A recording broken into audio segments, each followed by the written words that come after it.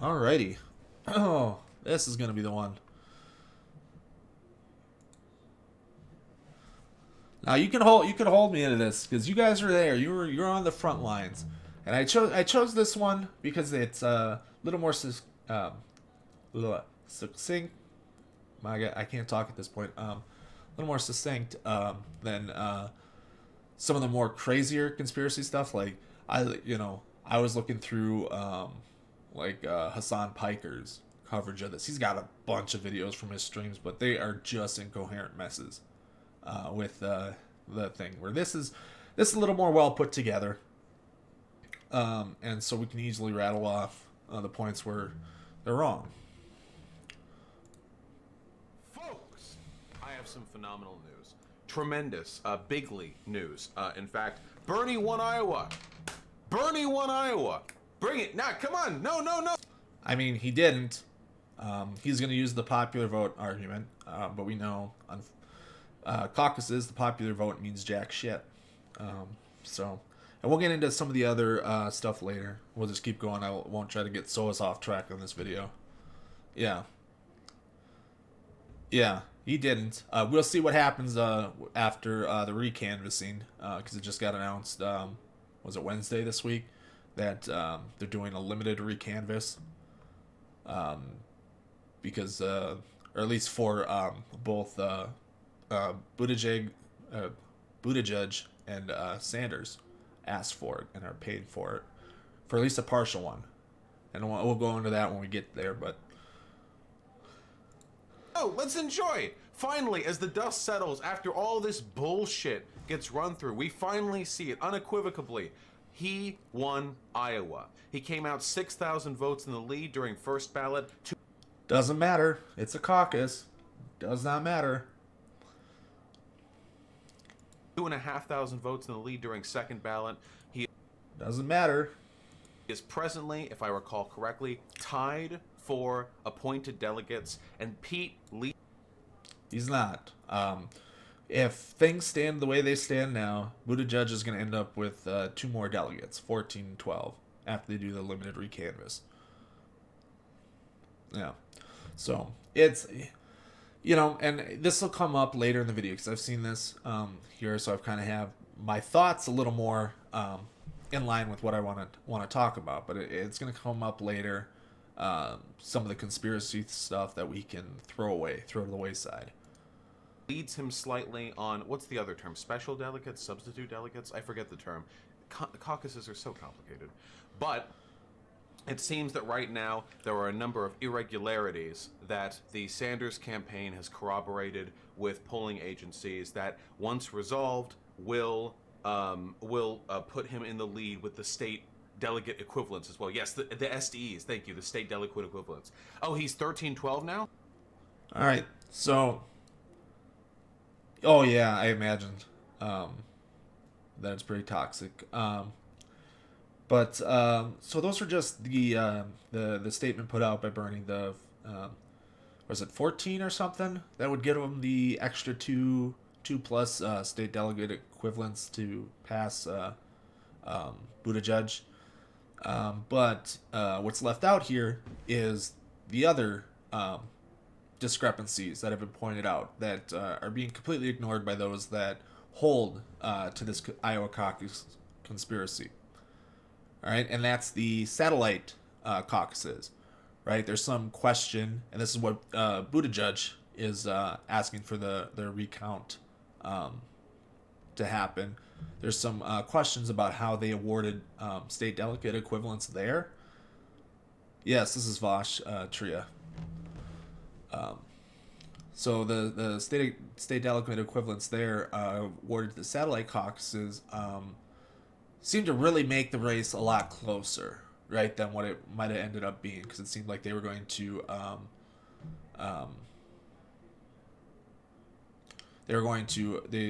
they were huge. Like, there was one that he got like 13 state delegate equivalents to a satellite caucus, which was flagged as a discrepancy. So, assuming that those discrepancies don't change, then yeah, the discrepancies for like the two and a half state delegate equivalents that Sanders pointed out may make in the winter. But those satellite caucuses could be cut a lot worse, which means maybe Pete ends up with an extra delegate than he currently has. So we'll see what happens there. But yeah, those were also flagged. I mean, there was a who is that? Crystal Ball on there started. It's really weird. If you've ever seen, I don't know if you guys have ever seen this. There's a show in the UK back in the day. It was a game show called Nevermind the Buzzcocks, and there's I don't think it was a very big show, but it ran for a while, like 20 some years. But there's one of the big moments or big guest moments that when you talk about this show, they talk about. There's a I think I have it queued up, but for this Crystal Ball tweet that she had about the different numbers. Let's see, is it still up here? Get off my screen. And that's... Do I have this up here? Did I delete that? There it is. All right. So there's this scene, and it's kind of So Crystal Ball's tweet was when Buttigieg's campaign complained about it.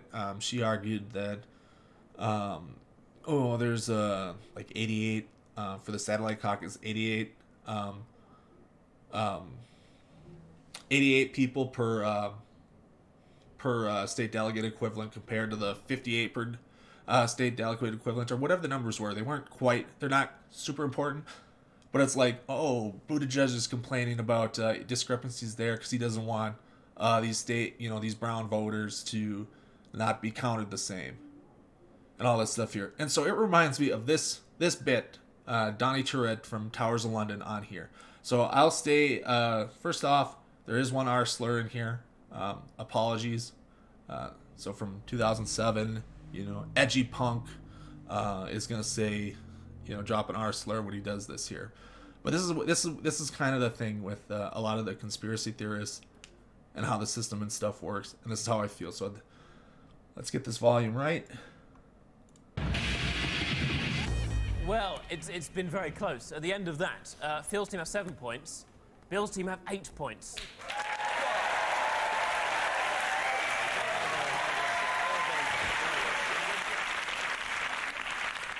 Donnie is unhappy. No, but that's bullshit. They didn't win. You give them like more questions because they're retards. Punks love points. So...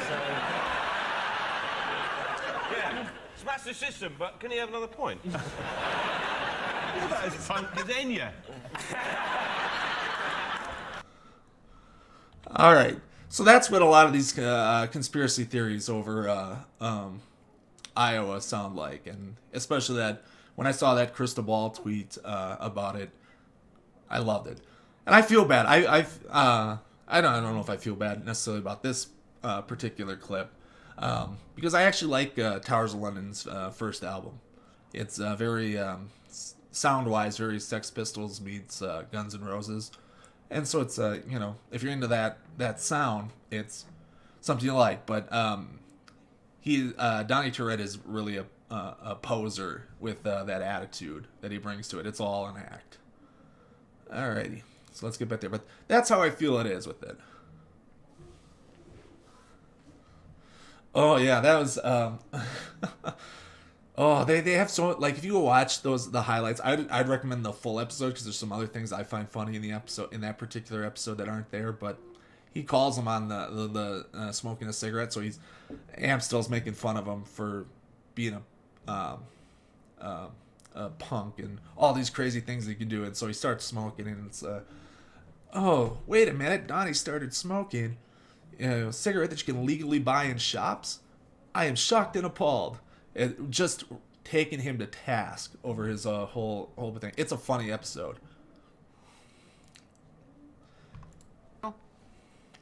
Is he 13-12 now? Is he actually ahead on the actual delegates? He's 13-12 now? Oh, see, I get it, 13-12. Oh, Pete has 13. Pete has 13. Okay, I see. Not tied anymore then. My apologies for that. Here, hold on. Iowa Caucus delegates. But there's one more delegate left.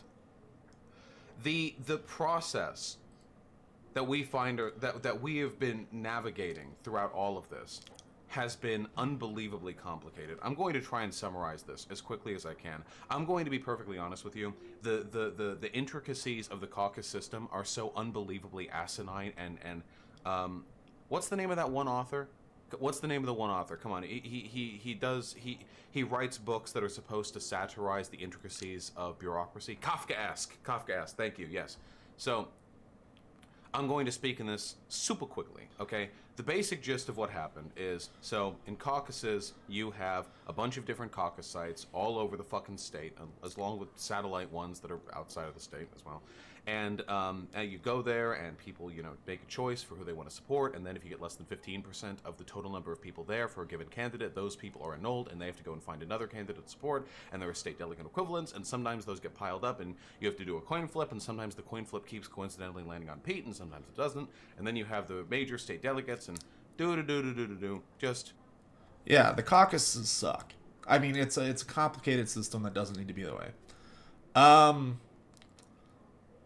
Well, they gave $40,000 to the company, but there's other candidates gave money to Shadow Inc. So Shadow Inc. isn't just a company that dealt with just the apps. So they provide a bunch of different election tools. Biden gave money, and I think Kirsten Gillibrand gave even more than Pete did. Yeah, it's other services for the election stuff that they give for. It's not for the app. Nobody was paying for the app. They're paying for text message campaigns was one of them. Other different software things unrelated to the app. But yeah, like Kirsten Gillibrand gave like the most. I think she gave 46,000. So it's other candidates were. So this whole conspiracy that Pete gave money to Shadow Inc. so Shadow Inc. Fudged the results for him is not a good conspiracy theory. Because imagine you build this company. You want this company to last beyond just this election season. So you want to provide these campaign services to other campaigns. Oh yeah, she has like 7 or 8 different on there. It's all for different services, but it adds up to more money than Pete gave Gillibrand. But this company wants to hopefully going forward in the future provide all these.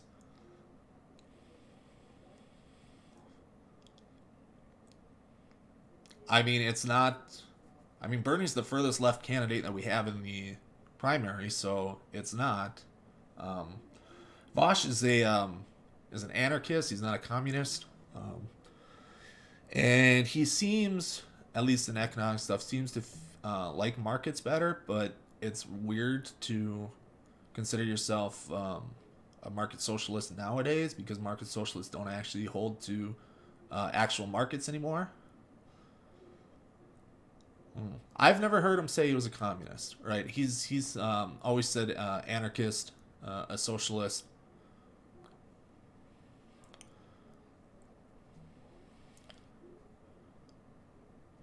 Yeah, you'd like that here. And there's a lot with the Pete stuff here, but yeah. Oh, thanks for following, Obring. But yeah, the caucuses are a mess. But yeah, Shadow Inc. is a company that wants to last and continue to provide these services to campaigns. So they're not going to, in their very first... I don't know if they were around for the midterms in 2018 yet. They might have been, but they wouldn't want one of their first elections to rig the system for somebody to commit essentially fraud against the people that were buying their services and all that so that it doesn't make sense to say, well, they bought these other services, so he threw the election to them, or they cheated that stuff here, right? It's not a good conspiracy. Whew. What an unbelievable fuck. Oh, thanks for that. Yeah. It was a first trying to do this kind of stuff here. It's a little easier because the animated stuff, or how I do my animated characters, takes forever to render. So where I can do this live, you can see my character animated. I have the video down. I cut out a few things, uhs, or where I go on tangents like I did with the last video. So yeah, this is a little quicker for that. I'm not going to stop doing my traditional edited read response. They're just with, sometimes taking I max out everything on my computer, how much memory and all that stuff go into it. But as I add more animations to my character, it becomes more animated and do that stuff, that a 10-minute clip can take several hours, 4 or 5 hours to render it all out completely and then edit it into a video. So, yeah, so that's why I'm trying to do these as well with the stream, so I can get out more content on YouTube and feed the algorithm. So, but I love how this animated stuff works, because it's literally like I record my voice, I put it in, it does all the lip sync for me, and then I have a list of triggers that are bound to different key commands. I'll probably sometime in the future have to get a MIDI keyboard, because I have so many triggers and stuff. And I play it back, I hit record, take different takes, and I keystrokes, and runs through the animations I've set up. So it's really nice for that, but yeah, the render time is ridiculous. I use Adobe Character Animator, so that's what I'm using right now to stream. So I can use it to stream like this, and then I do my animation stuff there. For how I do it, it might be quicker to go through and do Animate, Adobe Animate, but I don't know how that's going to work with trying to throw it. I probably have to be a little more, what do I want to say, focused on how I storyboard an episode, whereas I can take these things here and it's literally a puppet, and I can do however many takes I need until I get it right. Yeah, I gotta go and what I'm probably gonna have to do is go in and do an actual OBS instead of Streamlabs OBS, so I can set a delay on my microphone so that it matches the voice a little better, so my lip sync does. But all right, we'll get back into the video here. Mess. At the end, as the smoke has settled and so much has happened, what seems to have happened, and this is my take, and this is just my opinion, okay? This is just my personal heart opinion, right here, okay? This is what I've got going on in my chest. Here's my opinion. Bernie did well in Iowa. Buttigieg did well in Iowa too, undeniably. He outperformed, he exceeded expectations. I don't think there's any denying that. Both of them. Well, I mean, it was pretty well in line with that last poll that got held back. So, he did well. I mean, he had to, right? So Pete and Klobuchar spent a ton of money in Iowa, because they had to do well in Iowa to have get the bump and have any shot at the nomination. Oh, I don't know. I find Vaush entertaining, but yeah, he's not and that's part of being the stream and doing these kind of things, right? So doing these off-the-cuff responses and stuff like that it's going to be more broad. It's going to be, it's going to fall into a lot of the same problems that come about when you try to do a channel like The Quartering, or you do a channel like Tim Pool, right? Where they sit down and read this stuff. They're throwing a whole bunch of stuff in there. They're not researching it. It's not there. I know there are some people on the left that want more of that as a way to offset it. But if you're putting out a lot of bad information, a lot of misinformation and stuff there, and it's just from the left, it's not any better, right? So it's always been one of my biggest complaints with secular talk or Young Turks, where like it sounds good, much in the same way a lot of the right-wing channels that do it. It sounds good, and then it sounds good to you if you listen to it, you're not focused on it, but you look at some of the stuff, it's like, this is wrong, some of the stuff, like I remember the big back when was it the Fukushima plant in Japan that went because but anyways, they were Young Turks did a video where they're talking about they're scrubbing the ships. So the U.S. ships that are in the area are soaping up the ships as a treatment for like radiation and stuff like that. They're thinking the bubbles are like radiation bubbles. Like that's how clueless some of these talking head pundits are on it.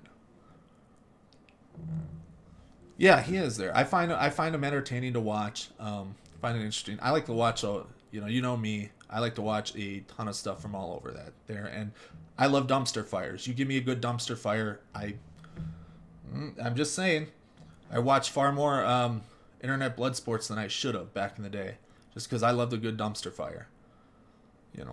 But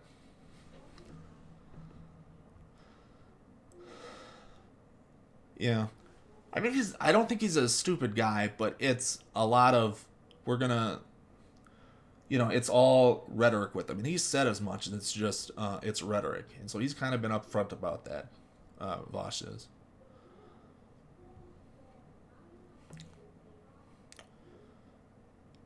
I don't know if it's everybody is a Nazi, but yeah, he's much quicker there. And one of the things I'll say, criticize him, is he's kind of been on the, Hunter Avalone's a principled conservative compared to the other grifters kind of stuff, which it makes me fucking cringe with that there.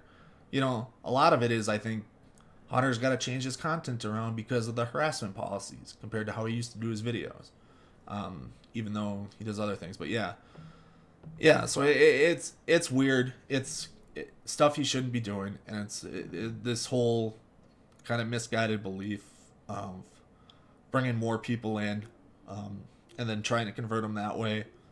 But he'll also say point blank that he's against the Big Tent politics that more of the moderate Democrats try to push for, and he'll argue against that when it seems like he's pushing for the same thing.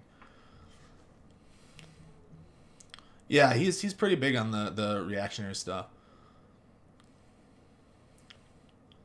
Well, yeah, it's from conversations and stuff that he does, so it's really stupid. Like, it's like you can get the quartering when you get him on to live stream discussions.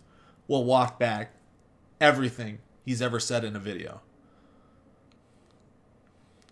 No, Hunter's not on the left, and he doesn't say that as much there. He just, he's like he'll shit on Blair as being, fake, and sometimes there, and he's done some videos against the race realism and stuff there.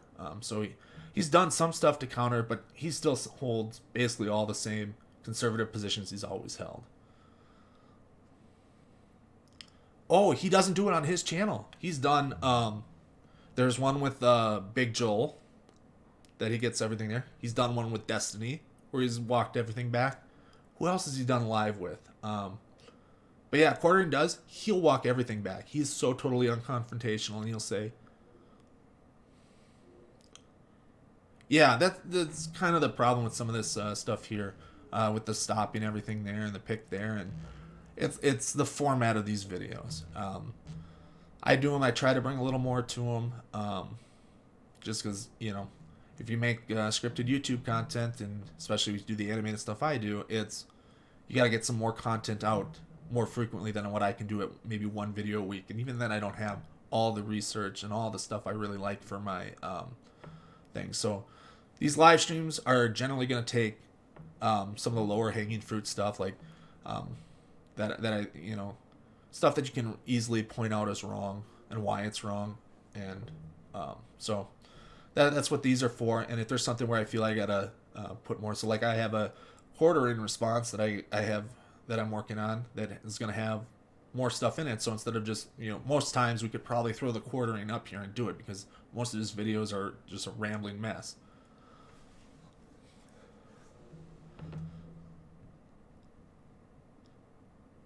Yeah. Oh yeah, that one was oof. That's gonna take a lot of work to go over the two things with, to bring the kind of research and stuff into that video. So I'll have to look into that. Yeah, that was cringe. That was the only thing, the woman gender role is, have kids and that's it. You can't be anything else and be a woman. And women will tell you that line that, women will tell you that they feel the same way about it. And it's like, no, they don't. It's really weird where you're getting that from. I mean, you can point to maybe like Lauren Chen, who will say that stuff, but she says that to push her, Christian nationalism.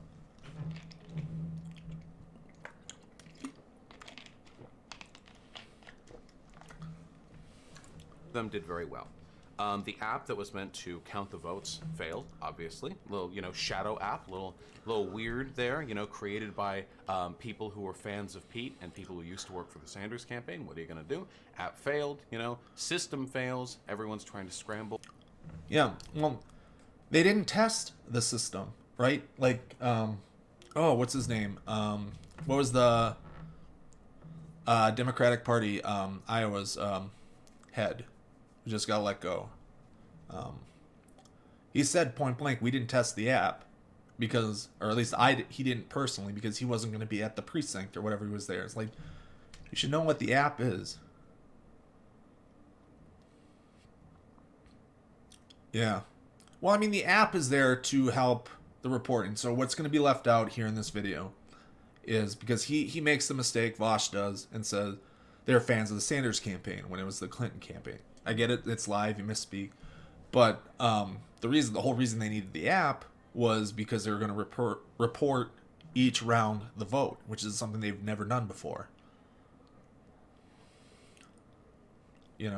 It's so he's something they've never done before, so they wanted something to help the reporting of it, and they just did a poor job testing the app. It seemed pretty late in the process that they were getting the app up and going. It's incompetence. You can't sit around and scream "Okay, boomer" at establishment Democrats and then be surprised when they boomer shit up.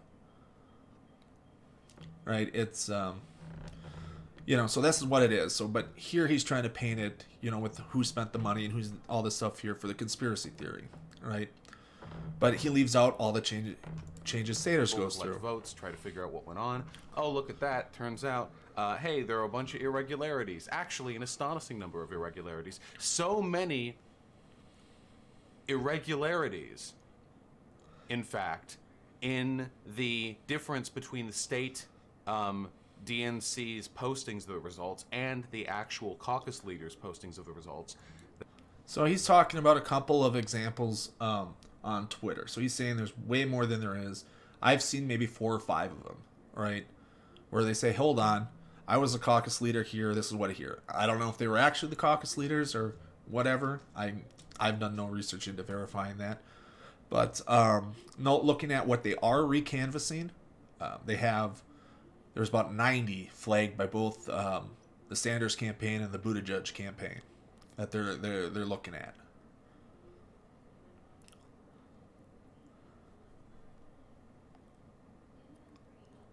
Yeah, but and with the boomers thing, it's not that stuff there, but like the whole idea behind the okay boomers, that people that are out of touch with that, and so a lot of these people that are screaming conspiracy theories are, hey, the establishment Dems are just boomers and all this other stuff that work here. Boomers. And then, oh my God, they do something that you think a boomer's going to do.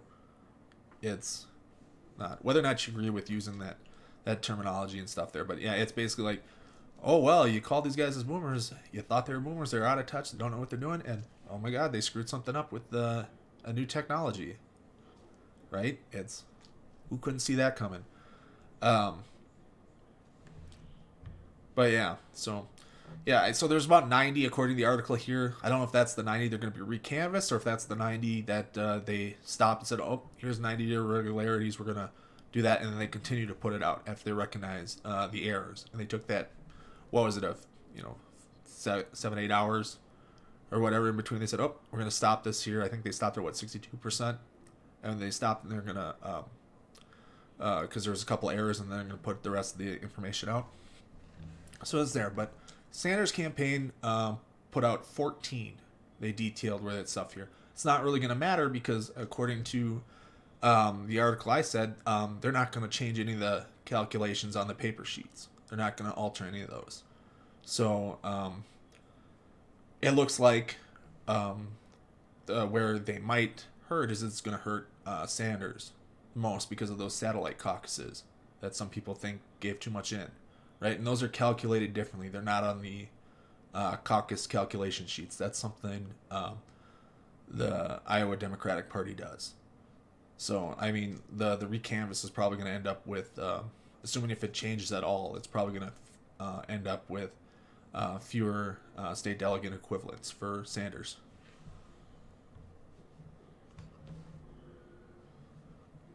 that, did I say Sanders campaign? I meant Clinton campaign. My apologies, folks. Clinton campaign, not former. You really think that people who worked for the 2016 Sanders campaign would ever be put in a position of relevance over anything DNC related? Ha! They were at the Democratic convention, right? That's why we have these new rules, right? That's why we have the new reporting rules. It's why superdelegates aren't a thing until the second ballot, right? These are all things that they gave to Sanders because Sanders won, what was it, 40-some% of the vote in the last primary. So this is very much in the conspiracy, and I think he's going to make fun of, oh, you're just like pizza gators. It's like, no, you're not just like them because you're not going there, but it's the same kind of thinking, right? The way you process information. What is it?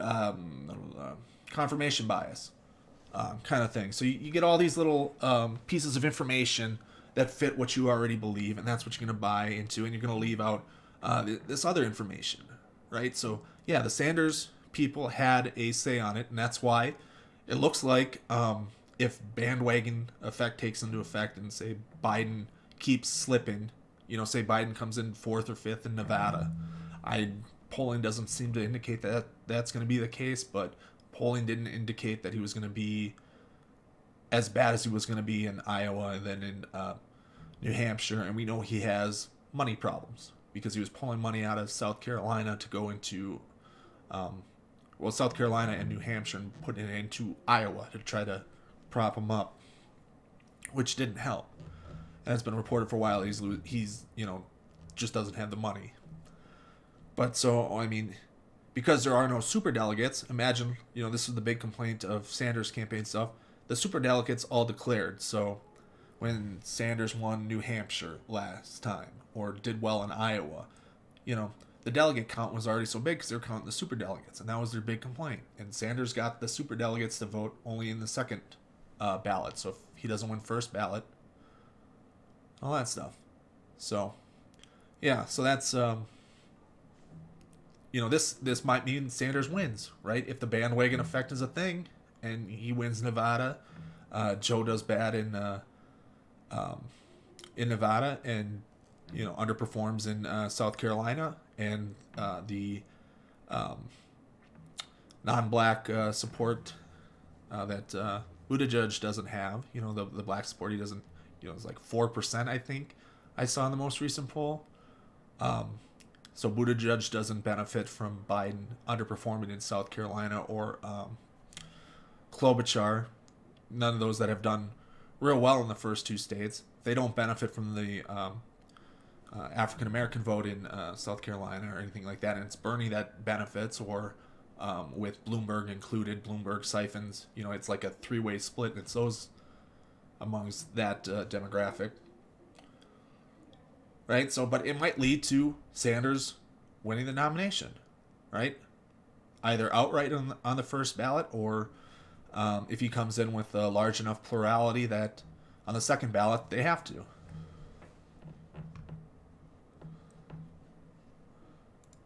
Fill in the blanks. I love you guys. Clinton campaign. Whatever the case may be. A startling number of irregularities between what was posted by the caucus and what was posted by the state DNC, to the point where people on Twitter were pointing out that there were literally like hundreds or thousands of votes being shuffled around between candidates. One place, for example, where Sanders had, I'm spitballing here, because this happened more than once, 2,000 votes for Sanders and 1,000 votes for Buttigieg. Then, you blink and the reported numbers are 1,400 votes for Buttigieg, for Sanders, 1,000 for Buttigieg, and 600 for Steyer, for example. There have been a shocking number of irregularities.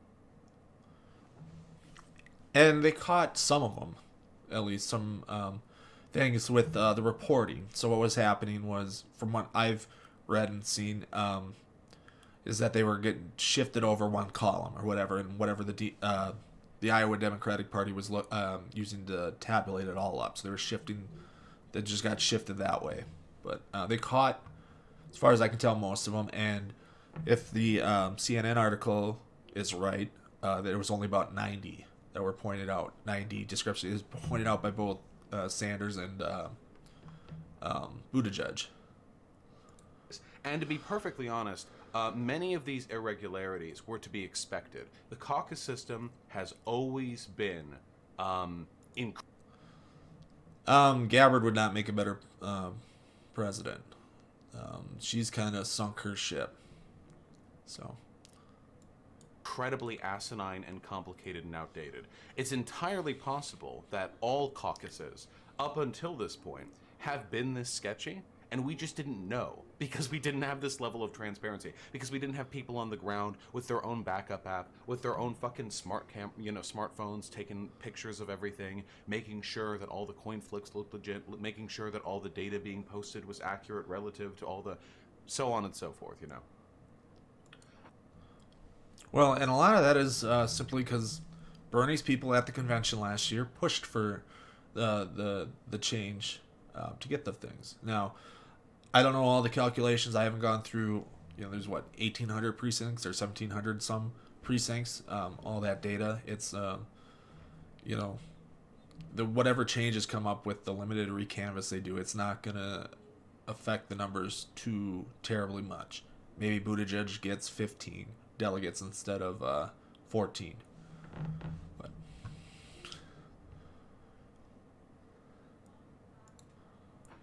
we move on and we move on, and eventually, the DNC actually starts posting some of the data because originally, the app failed. We get up to 62% of the total number of votes counted in the state being posted, and things look like a win for Buttigieg. A fairly decent win for Buttigieg as well.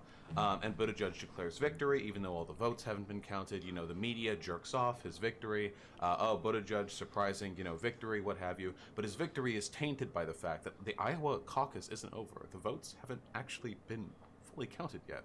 And we keep moving through, and as we count more and more and more of the votes, and as more and more and more of the irregularities are accounted for, Sanders gets closer and closer and closer and closer until, we're at the current position we're at. We're now All right, so he's going to get into the DNC claim yet, but it's not all the irregularities that changed. It was the satellite caucuses that were most important to the change. Were most important to the change in the state delegate equivalents, which is what counts towards mattering and winning you the delegates, right? And so those are the only ones that I don't think were on the paper ballots from the research I've seen. So that wasn't paper ballot calculations, which the Iowa Democratic Party says they can't change. So if there's irregularities in the calculations on the signed sheets, those aren't changing. They're just going to double check to make sure that the reporting's right from those sheets to what was actually reported. And that's only limited stuff there.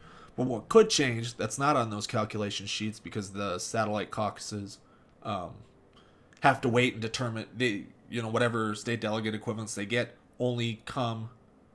All right, let's see if I can ban. Let's see. How do I do this? How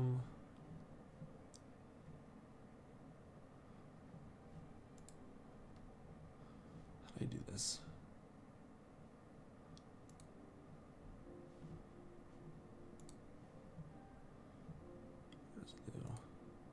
How do I do that?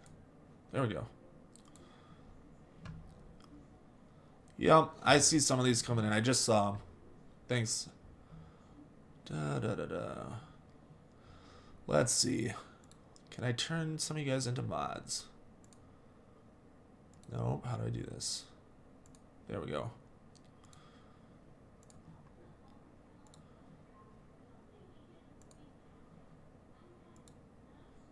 Alrighty.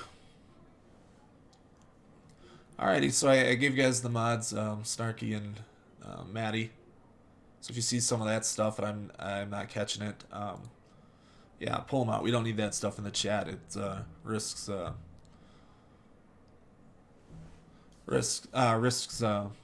my stream, and it certainly hurts me if it shows up in the YouTube video. But yeah, so the difference, the state delegate equivalents for the satellite caucuses, which were a new thing proposed by Bernie, and something that Bernie exploited pretty heavily if the SDD, state delegate equivalents stay the same as what they were originally reported, right? So, but those get counted later because how many state delegate equivalents they get depends on the total, either was it county, the county or the other precincts that are batched together. I think it's the counties that they batch them together. So depending on how many people came out around these other precincts will determine how many state delegate equivalents the satellite caucuses get. And so those are the ones that seem to be most at risk to a recanvass than anything where there might have been a wrong calculation. So that's there. But that's a Sanders thing that Sanders people got put in place, right? And it's something, there's one caucus where it's like 1,600 to nothing in favor of Sanders, and it was awarded like 12, 13 state delegate equivalents. Yeah, I can't remember if it's districts or counties, but whatever it is, there's other things that they look through. They look through before they determine. So those are the ones that seem the most at risk from the reporting on how they're going to recanvass works. But those were Sanders things supported, and those seems to be the main difference between Buttigieg winning by a 1.5% compared to 0.1%. What was his name? The person, the DNC primary official who wants to actually do a re-caucus of the Tom Perez. Yeah. Tom Perez, an unfathomably historic decision. A recanvass of the vote, a recounting, going all the way back to the base data and running it through all the way again. He wants to do this. All right, so it doesn't matter what Tom Perez wants to do. The DNC has no control over the Iowa Democratic Party. It has to be the candidates, and the candidates have to be willing to pay for the recanvasses. So, like I said, I can't tell from the article if it was 90 that discrepancies that they held off on beforehand, or if it's 90 that they're from reading the article, it's kind of written weird. It doesn't tell me if it's 90 that the Sanders and Buttigieg campaign want looked at.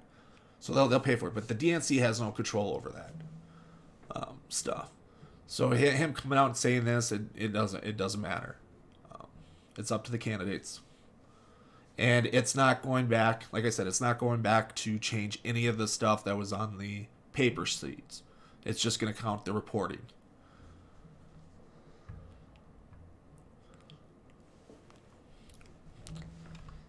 Why should you vote Sanders and not Trump policy-wise?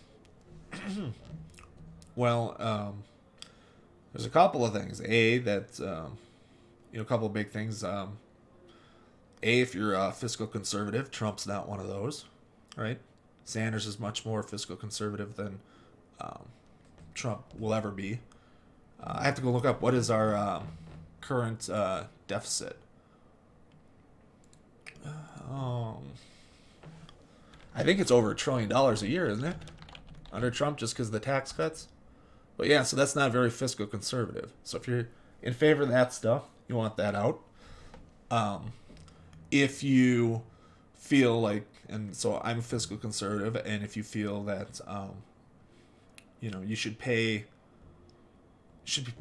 better. What do I want to say? What's the word? You don't want to end up paying more for healthcare than what you're already doing. The Medicare for All is one way to correct for that market failure, and save us money in the long haul over what we're already spending, right? So that's one thing there. Trump seemed to kind of pay lip service to some kind of universal health care like that, but obviously as a ruler he's done nothing to it, and has actually has continued to take shots at the Affordable Care Act, which is, while not ideal, better than what we had for most people. I can't find the deficit. Let's see. Nope.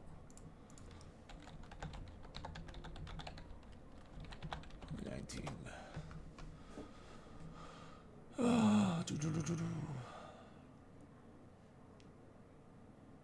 Yeah, so we're projected for about a $1 trillion deficit. So something that conservatives were complaining about under Obama.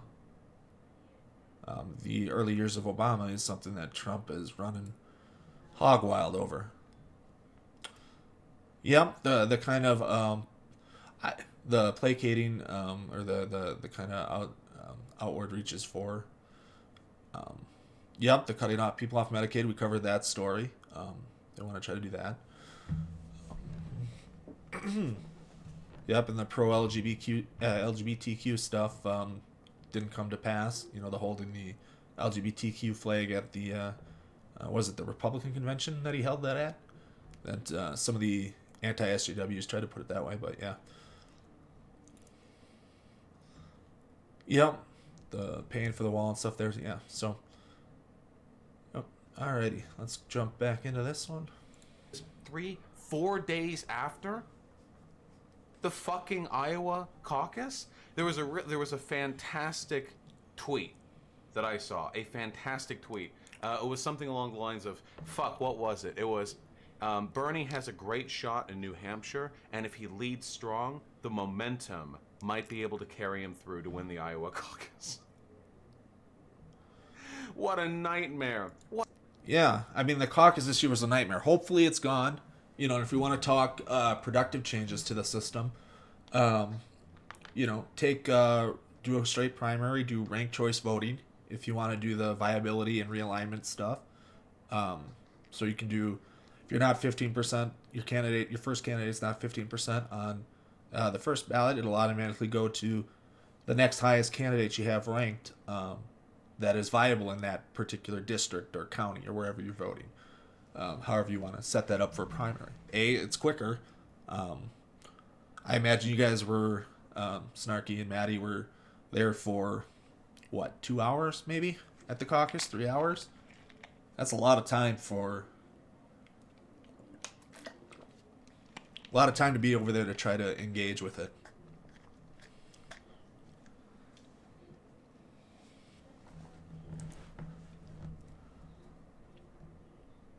Yeah. So, but yeah, it's there and it's exclusionary to a lot of people. Right? If you're a poor working class person, you can't always get out and set 2-3 hours away. You know, if you're working 2 jobs, it's pretty difficult to set that time away to go on caucus. So primaries are always better. You're in and out 5 minutes, and you can have it open the polls at whatever they do at 8 in the morning and run it till 8 at night. There's time there for people to get in, get out.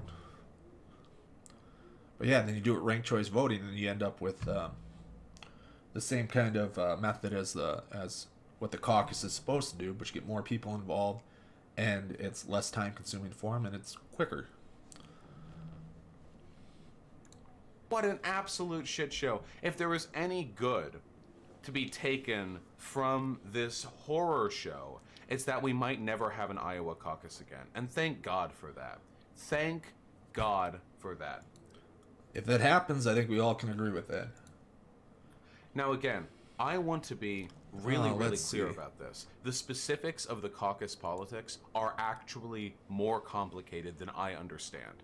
And if I speak extensively on it, I am going to embarrass myself. Yeah, I don't know what happens. Everything else is coming up good on my end. I don't know if that's a Twitch thing, but OBS is saying that it's good quality. It's coming through. Only a few dropped frames.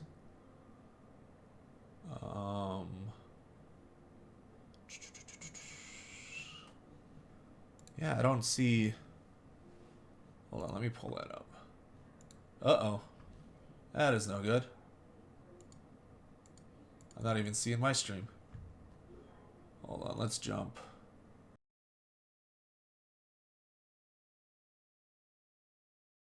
Apologies for that. I don't know what happened. I got no notifications. I just saw the chat go off. So I'm going to try to finish this video here quick. We'll call her night, do maybe a little talk to the chat if everything's caught up here. But yeah, we're almost through where the important parts. It kind of derails here in a few minutes. Myself. because it is very complicated. I've seen people go into all the details. It's not incomprehensible, though they're definitely trying with how they design the system. It's just long and complicated and boring. Yeah, I saw that on my end. It's not, so I don't know if it's coming from me or not. It must be Twitch. Hopefully it's not me getting in trouble for responding to Vaush. I can't imagine, I didn't see anything in the TOS that said I couldn't do it, but you never know. And I don't take notes, But there are some big pointers that I want to come away from with this, okay? Now, the Bernie Sanders campaign has declared victory. We can take a look at that right now. Senator Bernie Sanders' presidential campaign on Thursday celebrated winning the popular vote in the first and second round of the Iowa caucus and released publicly. Yeah, I see that too, and I don't know what I'm at a loss. I'll have to troubleshoot here after we finish the video, so we're gonna finish this here first.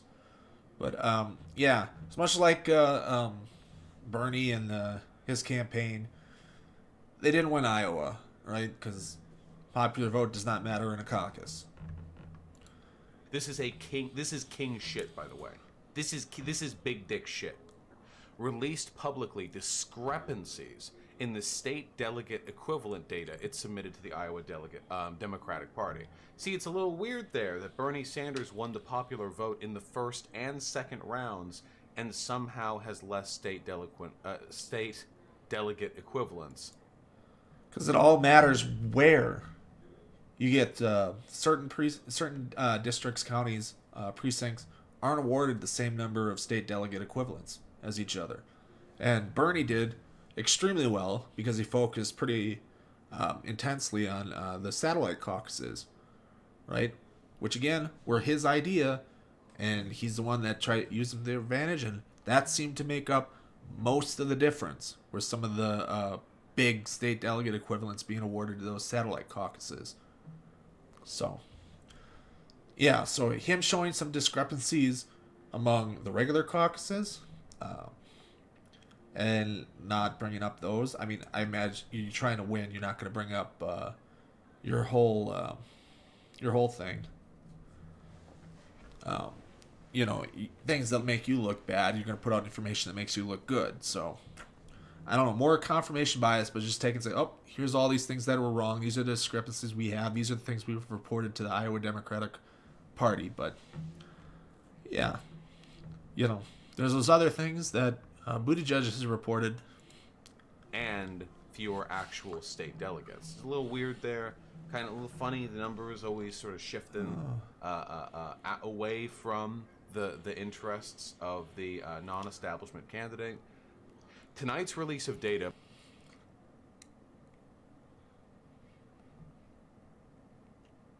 Yeah, to use the popular vote. Yeah, it's it works good for messaging, right? You can say you won the popular vote. It's one of those political tactics. I mean, as far as I know, I don't think he was looking to eliminate the caucus system at all. Which, if you wanted to go by popular vote, that's what you would have gone by. The Iowa Democratic Party confirms Senator Bernie Sanders won the Iowa caucus, his advisor Jeff Weaver said. We also feel confident that the discrepancies we're providing tonight, in addition to those widely identified in the national media, means that the SDE count will never be known with any kind of certainty. This is an unacceptable level of incompetence, just so you guys know. The idea that a caucus can take place, and there is so much contention over the actual results that it may never be known who really won or what the actual outcome was. This is unfathomable. I mean, yeah, it sucks, but a lot of it has to go with they push for the to get the popular vote and stuff like that. To be counted and to be reported that they went out and developed this app, or had this company develop this app for them, that the Iowa Democratic Party chair said he never fully tested, and there was issues with the test app saying, hey, things don't work. So there was some things there. Yeah, so it's a lot of incompetence, and that's why I know this was from a week ago, so it was just back after Perez came out and said that it needed to be recanvassed. So he doesn't have the information that the Iowa Democratic Party chair resigned over the incompetence. You know, and if you wanted to argue for rigging the election, that's one reason why you wouldn't argue that he would rig it. You know, or at least the Democratic Party chair, right? You're not going to want to lose that job. I have no idea what it pays, but I assume that's his pretty full-time job as he tries to run the Democratic Party in Iowa. So that local elections, when they back Democratic Party and stuff like that. So it's probably a full-time job, not just a volunteer job. Really want to give that up to rig an election. And it certainly won't look good on your resume. You come and say, oh, you're the Iowa Democratic Party chair. Ugh, you guys really fucked up. You know, how can I trust you in our business now, right? No, it isn't unfathomable, right? Like I said earlier, you can say, okay, boomer. And when they do boomer stuff, it's, you know, what'd you expect? Yeah.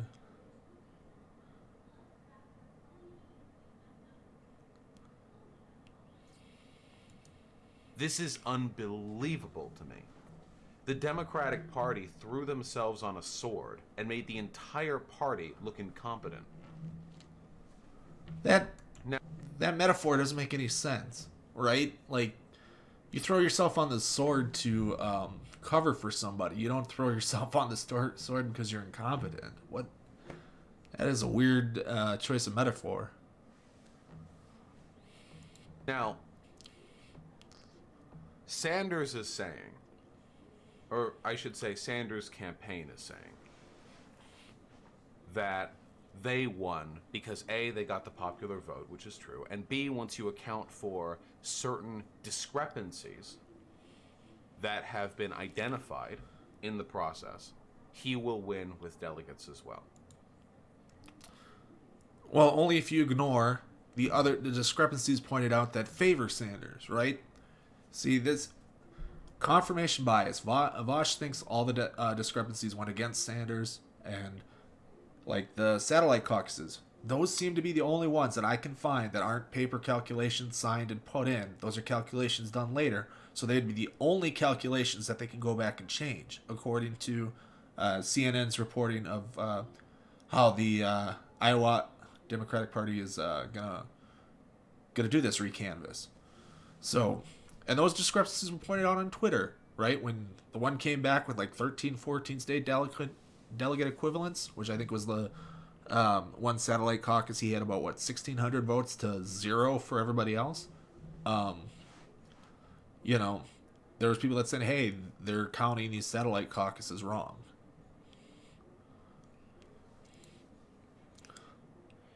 And I consider that a victory. I consider that a complete victory, you know? And I'm happy about it. But to be a little more suspect here, I just want to say this completely frankly. We are going to get rat fucked in every single state in this fucking primary. Yikes. So this is the full-blown conspiracy he builds to, right? And I wanted to cover this one. I chose this one specifically because, what was it, Sunday night? They dug into, I can't remember the name of the position, but the Nevada Democratic Caucus hired somebody who was a organizer for the Buttigieg campaign on the essentially the quality control committee for reporting the caucus. And Vaush came right out and said, oh, this is how they're going to fuck us. And it's like, these organizers' positions, right, for these people that work in campaigns and stuff, they aren't this super well tied to the candidates as we'd like to think, right? Or as they like to point out, right? They're making a career out of being political campaigners, as being the people that push and stuff. Same with the Shadow Inc. To provide these things to other campaigns. Now, if they're doing it for there, they probably support Democrat causes over Republican causes, obviously, right? Those would probably be the big broad stroke differences, right? Although, I wish I had more data on this, but I probably assure you that there is some percentage that works both for Democrats and Republicans that have jumped ship both ways as organizers. Yeah, that's the argument right there, and it's not what happens there. But so, anyways, they hired this organizer. We don't know how high up in the campaign she was, right? But she might have been what do they call them? There's the it depends on the campaign, but there's like the local, so you'll cover like a county organizer and stuff, so you'd hire the staff and do all that stuff there. And then there's a regional one, and then there might be a state organizer that heads up your campaign in whatever state you're in. But you have these different organizers. She could have been a local organizer, right? And then did well enough and decided, oh, I'm going to jump up into this next step of organizing for politics, right? It doesn't mean that, oh, well, she was an organizer for Pete. That means she's being hired to rig the results. It doesn't follow that way. And two, like much in the same way with Shadow Inc., you want to be able to work on campaigns in the future, right? So if it comes out that you cheated or tried to and essentially committed fraud, they're not going to trust you with that, especially if it comes out and is well publicized. You're done. Your career in that field is done.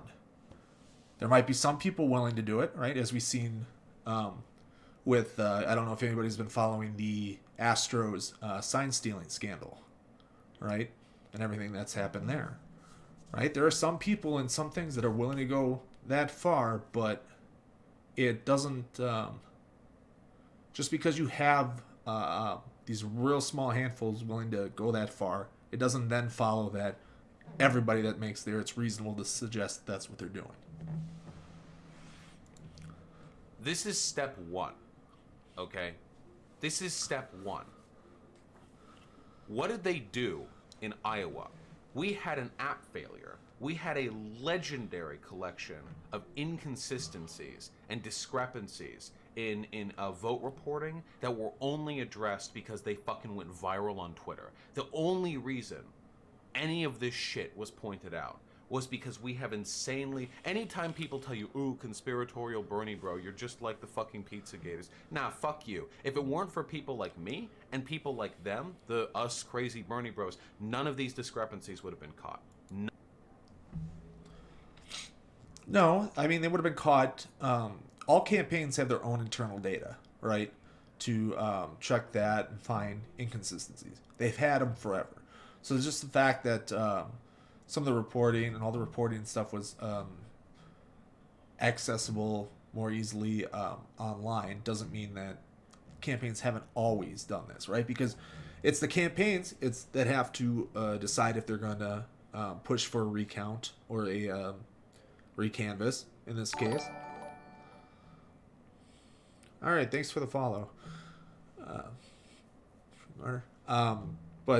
So it's not. So they gotta have that information so that they can challenge results. So if something looks fishy, so they've always gathered that information, right? The fact that it's been available to you now does not mean that it hasn't always been available and how they've always conducted their campaigns, right? And they're going to have to pay for it. So if they didn't have that information and they just said, oh, this doesn't feel right, we're going to pay it, they're not going to waste their precious campaign funds on doing that, right?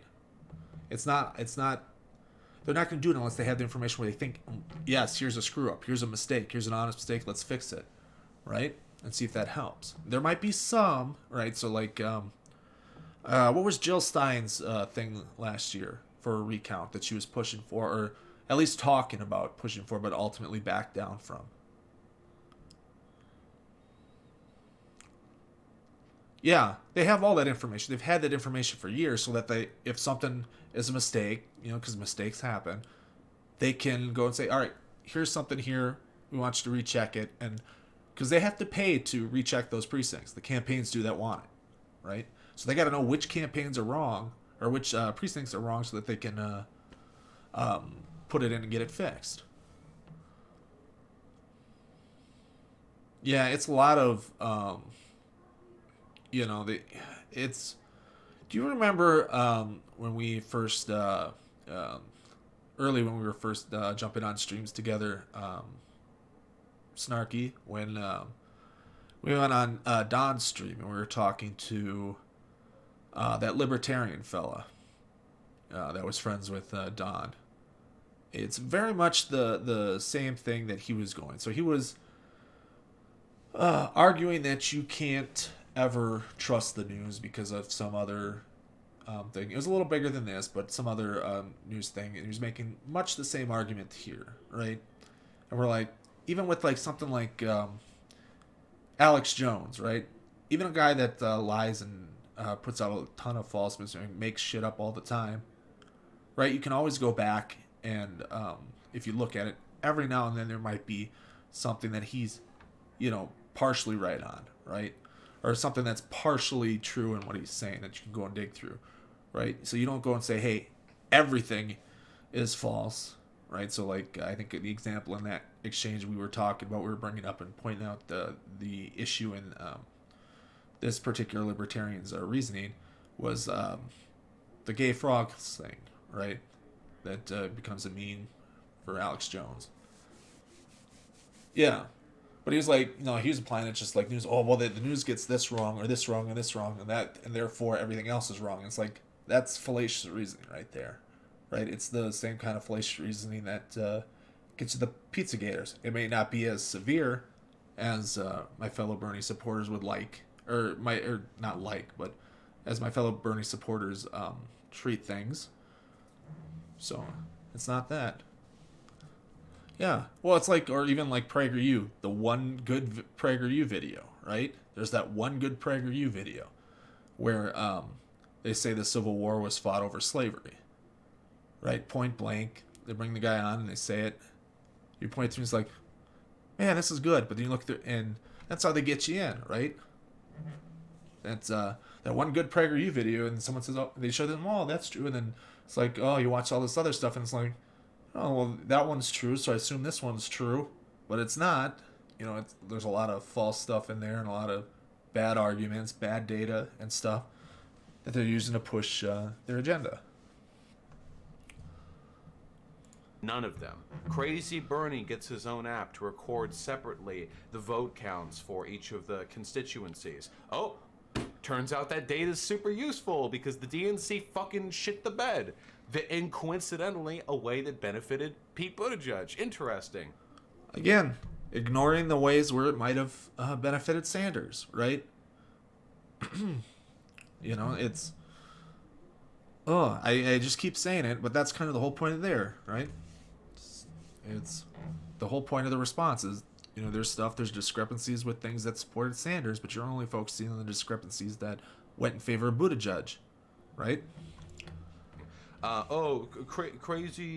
Crazy Bernie Sanders supporters going over all the numbers saying the DNC is rigging the... Oh, hundreds of inconsistencies that statistically favor one candidate over another. And you...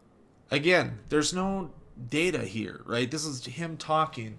There's no data that is 100 things. Like I said, the one thing I could find was 90. Now, whether that was the 90 they sent out, but it was sent out by both the Sanders campaign and the Buttigieg campaign. So not all these hundreds of discrepancies. And some of the Bernie supporters were reporting so badly on it, trying to find discrepancies in favor of cheating, that they came up with rounding errors that didn't make anything. Yeah, the DNC doesn't run the caucuses, right? That's real bad, but like some of the rounding things, right? So they'd look at and see somebody who had, say, 1.33 when you divided it out, but was getting rounded up to 2, and they're like, oh no, that's a rounding basic math error, rounding error. And so that was a lot of the discrepancies. But if you look at the rules, So you first do a first rounding, and if you end up with an extra delegate or whatever, you reward that extra delegate to the next closest fraction, or not fraction because these are decimal, but the next closest decimal that rounds up, right? So if you had 1.5 something, 1.6, 1.3, well, the 1.5, 1.6 would go up to 2, but you have 6 delegates, well, that 1.3 would get a delegate as well, right? And so there was a lot of that self-reporting of math errors. So it was really bad. There was a lot of false information going out about what the discrepancies were, right? And so I think that's where he's getting the hundreds of discrepancies from. But he hasn't bothered, and I think he'll admit later in the video. We're not going to go through too much more of it because it breaks down here in about 3-4 minutes into just, basically what my last recorded video is going to sound like about Sargon. Believe you me, the favored candidate was not Sanders. Interesting. Yeah, the favored candidate, or is what you've been pushing for the longest time, is Biden, and Biden tanked in Iowa. Like, ridiculously bad. Was he and he ended up sneaking past Klobuchar with like 14, wasn't it? Almost as though a conspiratorial, not a mindset necessarily, but a willingness to recognize that the powers that be are willing to fuck you over for, hey, contention over the most powerful a seat in the planet, actually helps you recognize when you're getting fucked. It doesn't, right?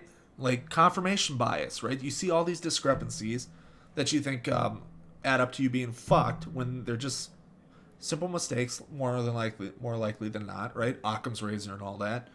But you ignore the discrepancies that favor your candidate, right? It's all confirmation bias, running back to that preconceived belief that you hold. This is something that people understand in every other instance. Even fucking woke shit libs recognize this. When we see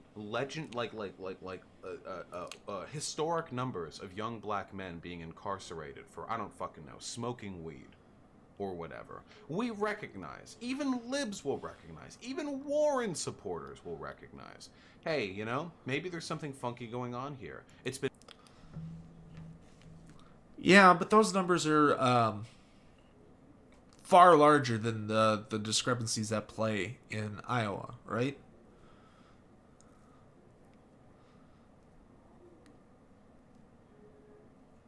Yeah. No, yeah, it's early in the states the polls don't really work the best there. Yeah. But it's not. Like we recognize when there's huge statistical discrepancies. But what we have in Iowa is not a huge statistical discrepancy, right? And a lot, it's not. 90 out of like 1,800 precincts. What is that? That's bad at math off the top of my head, but that's maybe 5% at most, if that. Maddie should be able to help me out. You're the accountant. You can do that math quick in your head.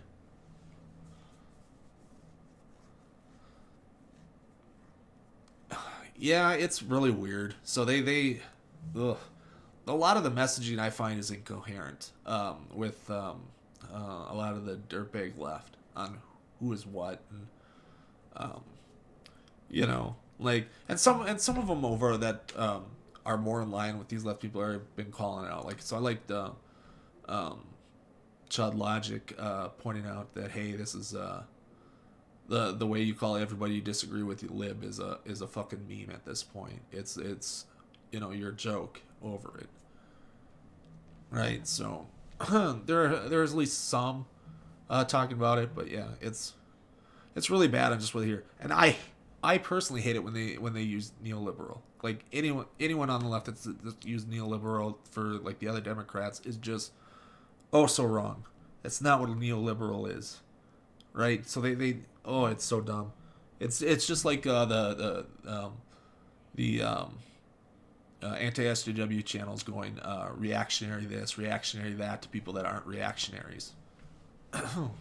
Right? It's neoliberalism is a position against Keynesian economics, and so neoliberalism focuses much on the modern conservatism, right? So your Milton Friedmans and stuff, and the minds behind that. So that's what neoliberal is, right? And so they just use it for anybody they term an establishment Democrat, right? And so where the correct term and for what they're looking for and what they're digging for, like the Blue Dog Democrats and the Reagan Democrats and stuff like that, or the Third Way Democrats, is the Third Way position that's trying to find some compromise between neoliberalism and Keynesianism, right? And that's the Third Way position. But goddamn, they use neoliberal to people that are more in favor of some Keynesian type programs than they are neoliberal programs. Yeah, well, they use it a lot like neoconservatives, right? And it's really weird, and it's like libertarians. Like we've come to accept libertarians here, at least in the U.S., to mean the basically ANCAPs or ANCAP adjacent ideology. When libertarianism is was coined as a socialist term, right? Back in the day, and funny enough. Oh God! Oh, I'm drawing a blank. Atlas Shrugged. What's name? Why am I drawing a blank? Oh, what is her name? I'm drawing a blank on it right here. I feel real stupid. God, why can't I think of her name? Objectivist. What's her name?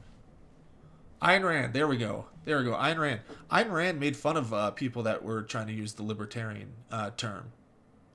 Right?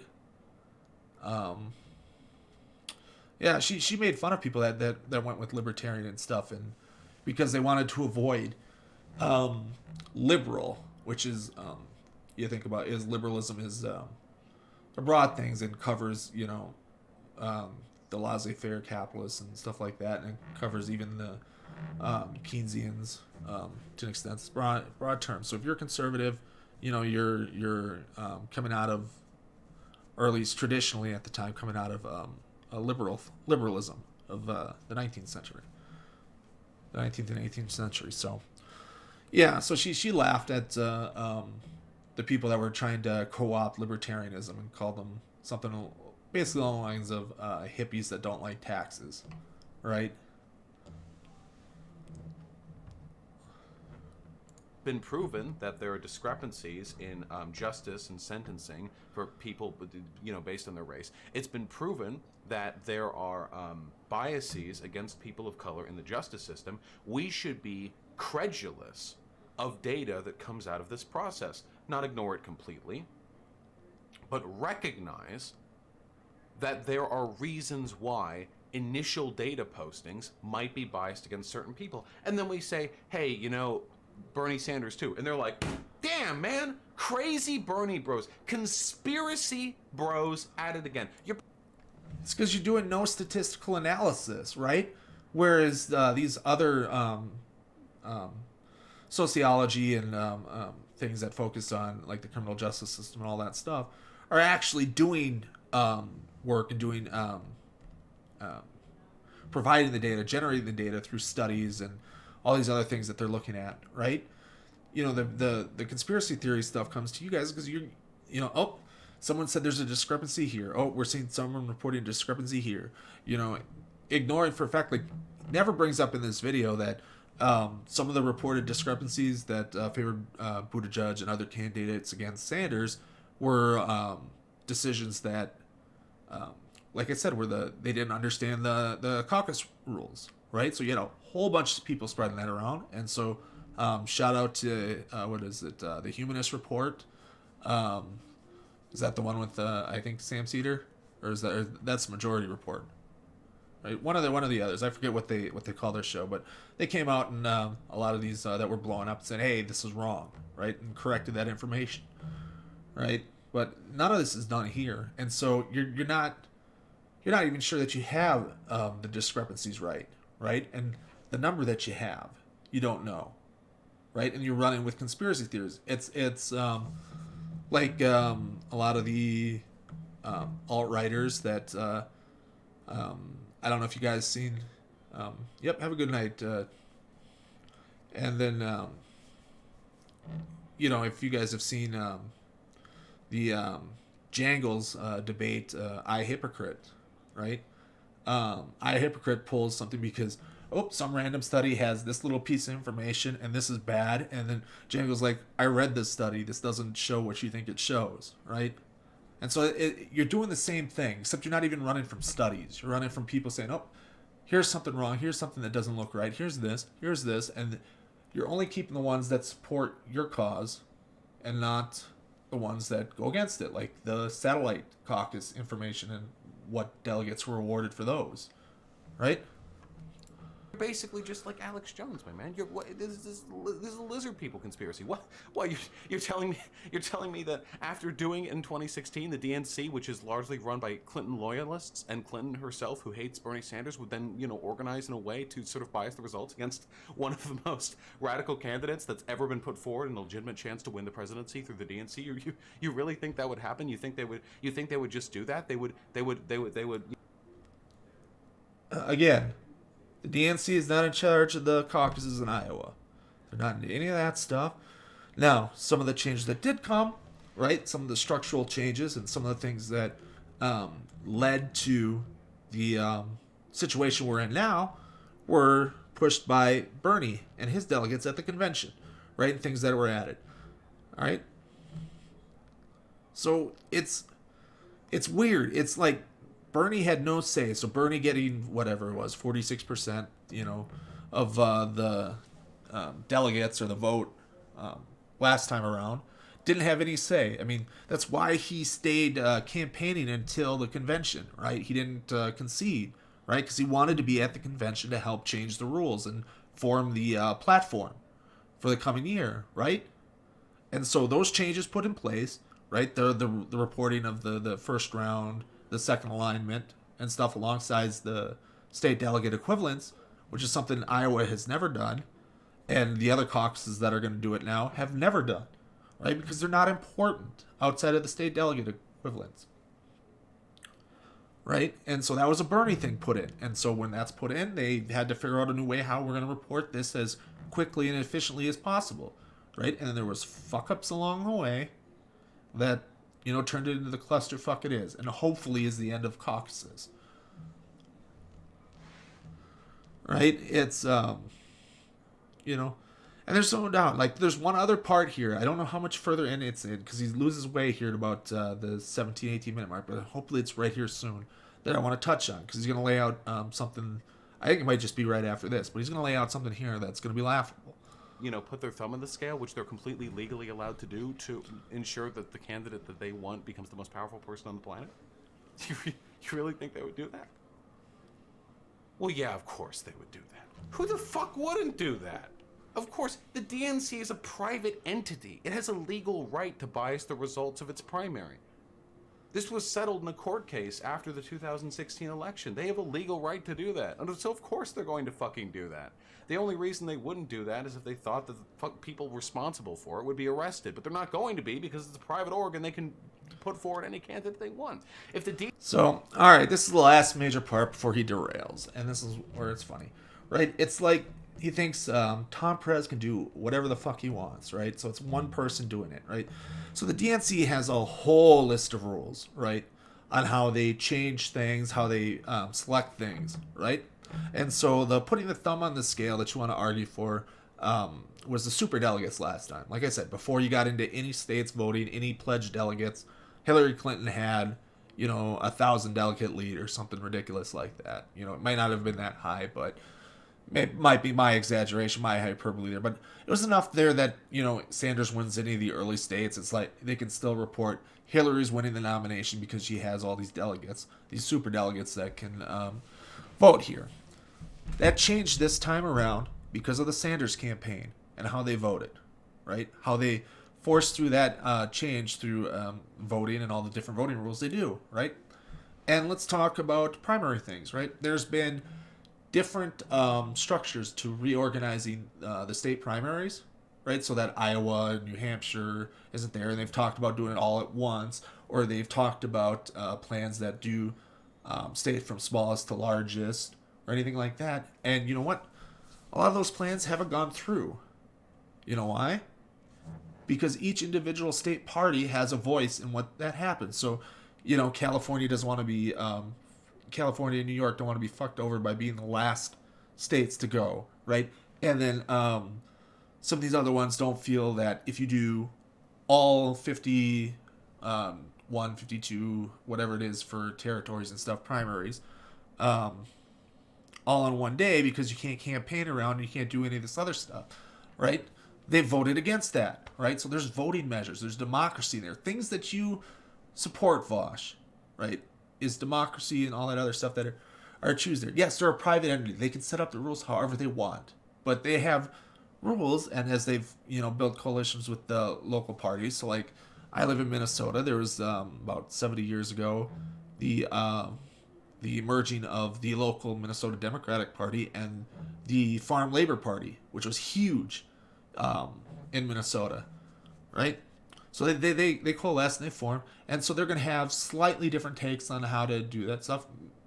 Typically more left leaning, right? You know, Farm Labor Party and stuff like that, and we support that. So yeah, they can vote against vote these things here for different things, and they all have to work together. It's not, well, the DNC establishment, you know, whoever's running this thing, you know, Tom Perez can't do anything unilaterally.